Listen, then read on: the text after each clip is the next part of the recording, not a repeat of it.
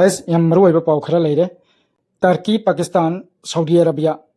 Makoi Ohumsi, Defense Agreement signed Taunakre, 7 August 2026 Sida. Saudi Arabia the Taukibani, Turkey President Erdogan, Saudi Arabia MBS Mohammed bin Salman, Aduga, Pakistan Prime Minister Shehbaz Sharif,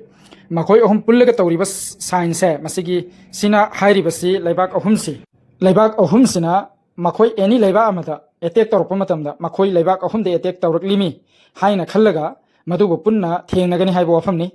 Masigi Oiba Agreement Sida,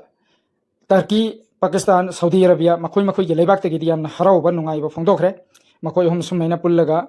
Haidi Agreement sign Tonaduna Laibak Home Defense Tominava, Sigi Wakalonda,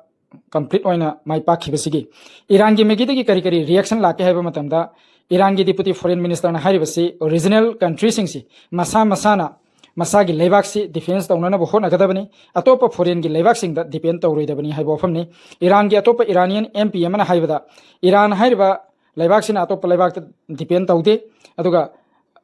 Lairiba, Middle East country Makasina, Atopa Levaka Kusam Naduna, Makoi Sumba, agreements Tonaroi Aduga, Saudi Arabiana, Garigumba, USA any. Hosiki support over Magi wars in the Mating to believe Tragadi Makoina, agreements it Aunagera Taunaroira, Makoyi, Saudi Arabia, the Lokatpum to action Lokatani Haibo Famni. Masiki backlash like Matunda, Turkey Amazon, Saudi Arabia degi, Pakistan degi Lalibo Famdi, Masi military Gioiba, alliance Samanati, Masi Kanagumba Laibak Amagi, Maruina Turkey degi Herri Basi Kanagumba Laibak Amagi, Akaknana, Maduda Pandam Tamaga Semba, Makoyi alliance Samanati Haibo Fam, Tangre. Makoi Lebak Ohumsi, security Gidama Kalaga Sembani Haibo Famni. Huzimzik Uribo Famsi, Saudi Arabia,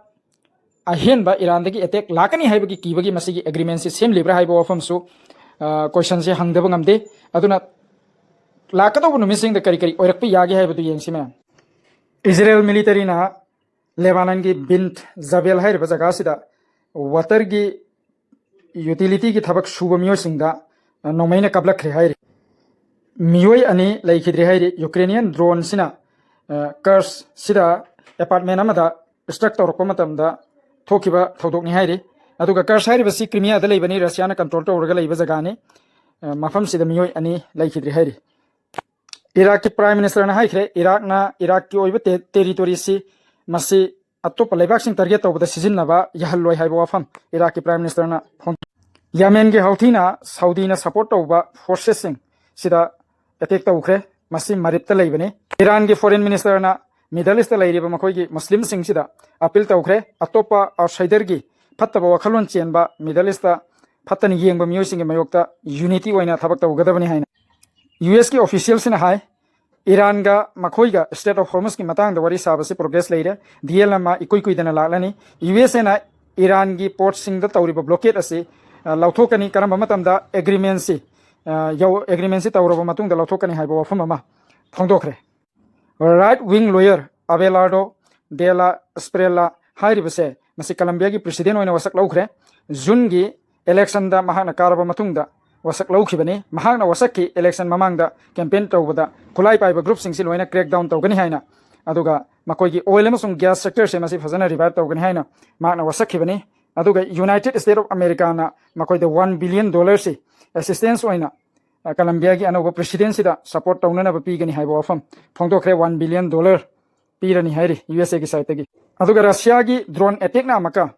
Ukraine gi kai region da mioi ahum hat khre ojiki Crimea region da na Ukraine na toropi attack gi mioi ani sulai khidrabani joint chief of staff ki chairman sina president Donald Trump gi advisor da hairi basi USA na Iran gi war sida gi exit tawnana ba lalonga ma thiba darkar wai haibani aduga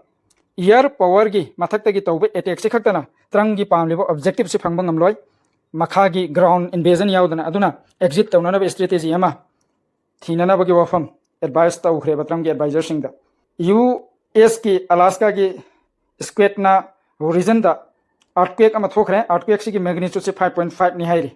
maruwaina ngasi gi pawse de khwadi maruwari basi Saudi Arabia Pakistan Turkey makoi homne agreement tawnaki basini adu agreement sina kayam yamna hunjiki leiriba geopolitical ओइब situation से Middle East अमसुंग world से क्या impact पीगदगे हाइबदो येंब तारे अदुगा USA गा हजिक Iran गा वार से कनबगी मौंग उदे agreement अमा तौनब होटनरी हाइबगी मौंगनी अदुबु मखोइगी लेइरिबा वेपन से मसी सिगी रिजर्व से हंथरकदगी अदुमाइन तौरिब्रा अदुगा पैलेस्टाइन की जगह सिंगदि इजराइल ना लौब एक्शन से कितंग तपथबदि माली अदुबु लेप लेते let's see what happens in the coming days अदुगा मयामना संबीदुना फॉलो तौब कौबिगनो सब्सक्राइब तौब कौबिगनो थैंक यू ऑल